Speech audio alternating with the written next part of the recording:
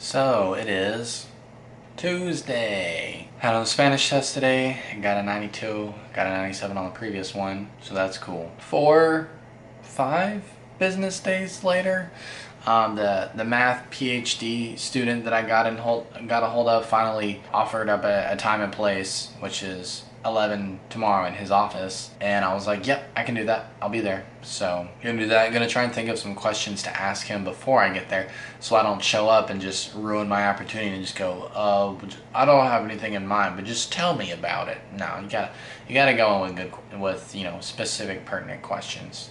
So I'm gonna try and spend tomorrow morning doing that. And I've got like a week and a half, a little less than 2 weeks left in this semester, and then my next class starts. And that class is Bridge to Abstract Math. The professor for it, the textbook that he chose was his, the one that he wrote, which is funny, I guess. I've never had that happen before, and you can tell he made it himself and or self-published or something like that. But I guess I won't complain too much because it's not that expensive. It's $60 for a paperback. I've rented a book that was $170, and that new was like almost $300 or something wild. So I'll take it. I get reimbursed anyway, so I'm not especially in a position to complain. But still, it's interesting. Maybe if I like the guy, I'll have him sign it or something. I don't know.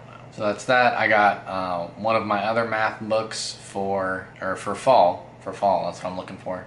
I got that. I still have to get my vector calculus textbook, but that hasn't been determined yet, so there isn't one to get. And I'm just going to have to re-rent my Spanish book because it's the same one. It's just like the second half of it, basically, because I'm only going through less than the first half, really more like the first third in my Spanish 1 class. This class that I'm taking, Abstract Math, it's going to be my only class during Summer B, so I think it's every day, but even if it's every day, it's 2 hours and 20 minutes every day. So that means I have a whole day to devote to it. So, which I was thinking about that, and I was like, well, it's time to establish some new goals for the semester. So while I'm thinking about it, I had a goal to do math every day for this current semester, which I guess we can call summer all of one semester, even though technically there's smaller portions. But anyhow, I had a goal for, at least for summer A, which I'm in right now, to do math every day. So out of the 29 total days, that's not just school days, that's 29 total days, I've had 1, 2, 3, 4, 5, 0 math days. So I didn't do any math whatsoever,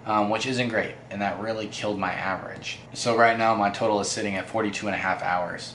And in order for me to hit a daily average of 2 hours for summer B, I would have to do over 3 hours a day from today until the last day of the semester. So like, let's just count 1, 2, 3, 4, 5, 6, 7, 8, 9, 10, 11, 12, 13, 14 days exactly. I would have to do 3 hours a day in order to get a 2 hour a day average. Because right now the average is 1.4 hours, which is abysmal in my opinion, but I don't know, I'm just a bad procrastinator. I admitted it. Slowly a work in progress. So I think what I want to do for the incoming semester, summer B, is I want to no shit do 3 hours, 2.5 to 3 hours of math every single day. And there's no reason why I can't pull that off. We're 95% settled in and unpacked. I have 0 other obligations, and even if I did, I could easily accomplish all of them and then some with only having 1 class. So there's no reason why I can't ace this class and spend a lot of time doing it and get good at it, because it's going to be an important part. In so many words, it's just learning how to prove things. And I know I bought several books in the past, and I only briefly started reading one of them, but I got sidetracked with school and then finals and then moving and then my current classes, so I didn't really get around to them. But now they're going to be really good relevant reference for this incoming class. Earlier today I was like, yeah, because a commenter asked me about it, and I was like, yeah, this will be the first math major specific class I'm taking. And now that I think about it, I'm not sure that'll be accurate, or is accurate. I'll have to look and see if I ever get around to it or remember to, because I know at Auburn, even some type of engineers, at least including mechanical engineers, had to take basically the same class, which was more or less an intro to writing math proofs. I know that because one of my friends was talking about it. At Auburn, they had to do it. So I don't know if engineers also have to do it at USF. I don't know. I've been looking forward to doing the first math major specific class, but maybe that won't be it. Maybe it'll be abstract algebra or something. I don't know. It's all part of the process, I guess. Anyways, after tomorrow's meeting, tomorrow night, I'll definitely be sure to make a video about how that went and you know, spread all of that information with you guys, because I've been waiting to get some of that information for, you know, years now. I'll get it out as quickly and as, you know, succinctly as I can. But yeah, I got one more math test, and then I got I think another Spanish test and a final, the span of a week and a half, basically, or no, a week. I don't know. Anyways, yeah, I got another math test, and that's on Laplace transforms, and I feel like that's something I'm gonna have to be good on. I did just remember is that for my last math test that I took Monday, I decided to use flashcards because there's a lot of memorization involved, types of equations and then subtypes of equations, and how to solve them and all that other stuff. And I thought that helped a lot. When I walked into the test, I wasn't struggling to remember the steps to do. I was struggling to work through the steps, but I knew exactly what I needed to do. And that made me feel really good, because a lot of times I just forget entirely how to do things, much less working through the steps themselves.